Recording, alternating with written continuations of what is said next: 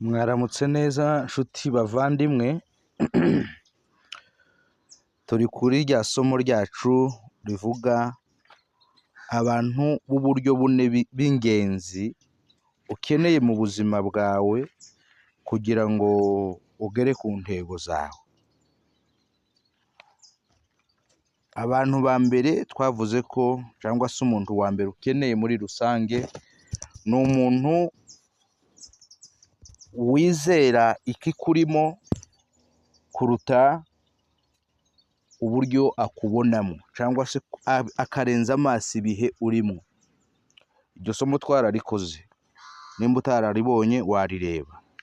Abantu ba kabiri ukeneye ni abantu twavuze ko ni abantu bo kukuvuga, watu watakao kutambulisha, people who can introduce you, abo twita destiny connectors, abantu bashobora kukuvuga aho utari. Twatanze ingero biblique, iryo ni isomo rya kabiri twize, utararibonye naryo warireba rirahari.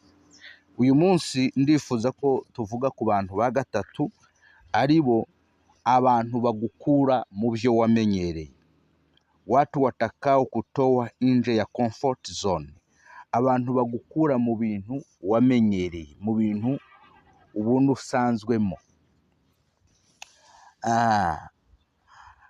Ntarakomeza n'aba bantu, nyemerera mbanze ngushimire wowe wakoze subscribe ndetse ukaba ushyiraho comment, ukatwandikira mu gikari kuri WhatsApp, ndetse abenshi muri mwe mukaduha n'amasomo mwifuza ko twaganiraho. Wowe utarakora subscribe ariko nawe ni karibu, wayikora kabisa, uzayikore. Imana iguha umugisha, ukomeze ubane natwe muri seminari ya buri munsi. Iri somo ndifuza ko riba rigufi cyane. Abantu ba gatatu, abantu bagukura mu byo wamenyereye. Kamanze nguheze urugero rw'ubushakashatsi bwakorewe ku bantu, ku basaza bo muri Australia. Bari bashaje ariko bigaragara ko bagafatishije nyine, cyangwa se babonye amafaranga mu buzima bwabo.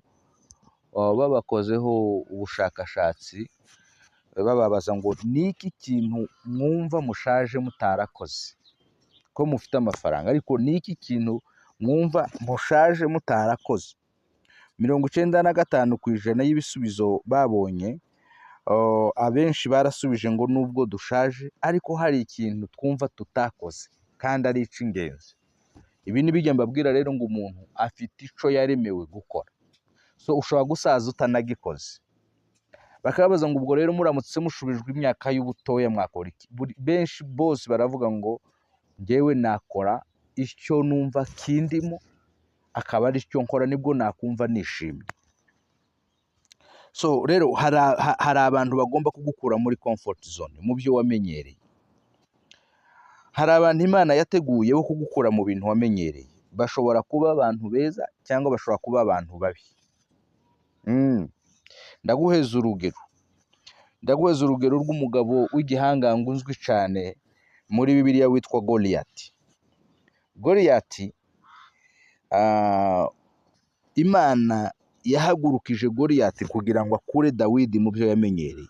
Amateka ya Dawidi murayazi, yari umwungeri w'intama, akana kari karavutse ku wundi mugore. Ayo ni amateka ya Dawidi, ko se yamubyaye hanze y'indowa kuko abantu babivuga.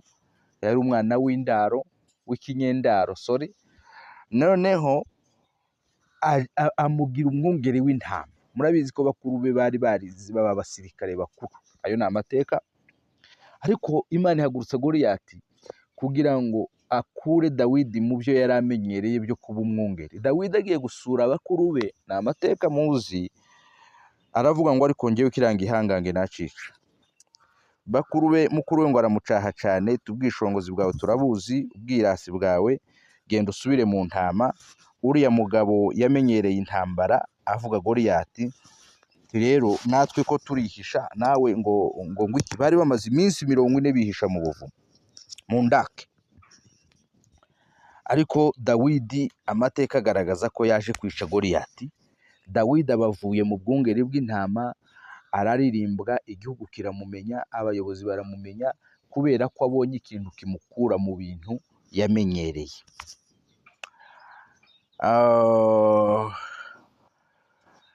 Reka nkubwire nanone Yona. Nureba mu gitabo cy'umuhanuzi Yona igice cya mbere umurongo wa 15 kugeza ku wa 16 turahasanga inkuru ya Yona. Yona Imana imutuma i Ninewi, ariko arakwepa, arahunga, ariko Imana ikoresha abantu bari bari kumwe mu bwato bamujugunya mu nda y'urufi. Imana ikoresha abantu bamukura mu bwato bamujugunya mu mazi, bazi ko agiye gupfa, urufi ruramumira, amara iminsi 3, bukeye rujya kumuruka. Ariko Imana yakoresheje iki? Abantu. Rero hari abantu bashobora kugukura mu bintu wamenyereye. Ushobora kwirukanwa mu kazi, ukivovota, ukababara cyane ngo akazi karapfuye, ariko bariya abantu ari abo Imana ikoresheje ngo bagukure mu byo wari umenyereye, bashobore kukugeza ku cyo ushobora gukora cy'umugambi w'Imana, kirimo ubuzima bwawe, kirimo ibyishimo byawe, kirimo umunezero wawe. Niba kwirukana ntugatekereze ngo niryo herezo ry'ubuzima. Nugira aho wagize ibibazo ntugatekereze ngo ubuzima burahagaze. No, birashoboka ko ari ukugukura muri comfort zone, ari ukugukura mu byo wamenyereye, ariko Imana igiye kugutangiriza ibindi bintu, cyane cyane ko bishobora kuba ari byo Imana ishaka ko ukora.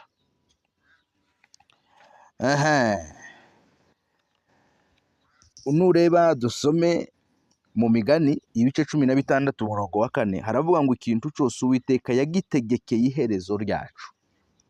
Muvandi, ntugatekereze ngo niryo herezo ryawe, kuba wirukanywe mu kazi, kuba umugabo apfuye ukabura apfakaye, kuba ubuze umugore ukabusigaye uri umupfakazi w'umugabo, kuba ubuze ababyeyi umusigaye muri imfubyi.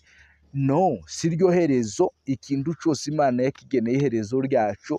Humura, iryo si ryo herezo ry'ubuzima bwawe. Hari ibintu bishobora kugukura mu byo wamenyereye ukinjira mu bindi, kandi ibyo winjiyemo ugasanga ni byiza.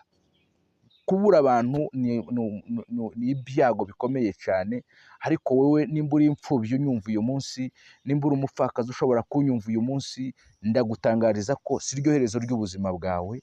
Ubuzima bwawe bushobora gukomeza kandi bukaba bwiza.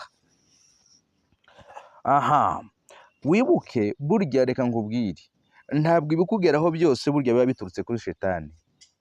Hari bimwe utagomba no gutokesha ngo uvuge ngo koma Shitani toka Shitani. No, ibikugeraho byose ntibiba biturutse kuri Shitani. Hari ibiza bije kugukura mu byo wamenyereye ngo bigushiremo. Bashobora kukwirukana mu kazi baguhembaga neza, ariko warara wakavuyemo ugatangiza proje yawe, uri bose wayo, uri shefu wayo, ukayishakiramo abakozi, ikakwagura cyane kuruta uko wari gukomeza kwihambira muri ka kazi. So ibintu byose ntabwo ari byo guterwa amabuye, ahubwo hari ibiza bije kugukura mu byo wamenyereye. Ubu tuvugana, ubu nyumva, ni ibikutekereza woba waravuyemo.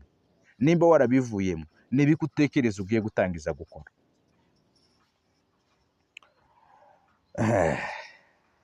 Reka nkubwire, reka kugira ngo ubyumve. Mu Baroma ibice 9 umurongo wa 17, ibyanditswe bivuga ko Farawo Imana ariyo yamuhagurukije. Ni Imana yahagurukije Farawo. Nawe urebe ukuntu yagiriye nabi ubwoko bw'Imana, urebe ukuntu yabatesheje, sibyo? Urebe ibintu byabaye. Farawo twese tumutera amabuye, twavuga ati Farawo mutu mubaya, umuntu mubi, ariko ibyanditswe bigaragaza neza ko ni Imana yamuhagurukije. Hari abantu rero bari muri divine assignment kugira ngo bagukure mu bintu wamenyereye. Hari umuntu ushobora kuza ari Imana imuhagurukije kandi akagutesa, akakubabaza, ariko hari Imana imukoresheje kugira ngo agukure mu byo wamenyereye, igushire mu kindi cyerekezo cyayo kandi ikeneye. So nudahura na bene aba bantu rero, ntabwo uzagera kure muvandi. Hari abagukura mu byo wamenyereye bagukoreye ibintu byiza, bakagukura ku rwego rumwe bakagushira mu rundi, ariko hari abashobora kugukura mu byo wamenyereye muri comfort zone yawe, baje basa nk'aho ari abantu babi, kandi nyuma bikazaba ari ibintu byiza. Wewe nutekereza aba bantu ba gatatu, hari abo wahuye nabo, hari abantu wahuye nabo bagukura muri comfort zone mu byo wamenyereye ukaba ugeze ku rundi rwego. Bashobora kuba baraje bagukura muri comfort zone ukaba warihebye, waracitse intege, ukaba wicaye waravuze ngo ubuzima burahagaze, ngo ubwo aka kazi nkabuze nta kandi wabona. Ushobora kuba warapfakaye ukavuga ngo nuko birarangiye, ngo ubuzima burarangiye, ngo ngiye kubaho nabi. Ushobora kuba wari ufite ababyeyi warabaye imfubyi ariko bapfa, ukaba warihebye ukavuga ngo ubuzima nuko burangiriye aha. Ndaguhumurije mu izina rya Yesu, ushobora kongera ukabaho, kuko ubuzima bw'umuntu ntabwo buba mu wundi. Ubuzima bw'umuntu buba muri we n'umuremyi we. Humura rero, humura, wongere utekereze, wongere umenye neza ko ushaka kuba ugira ababyeyi ariko batakwitaho, basa nkaho bagutaye kandi bahari. Ariko humura witekerezeho, ibyo ushobora kuba warapfuye n'ababyeyi ubikosore, muhane imbabazi, mubabarirane, and then ubuzima bukomeze.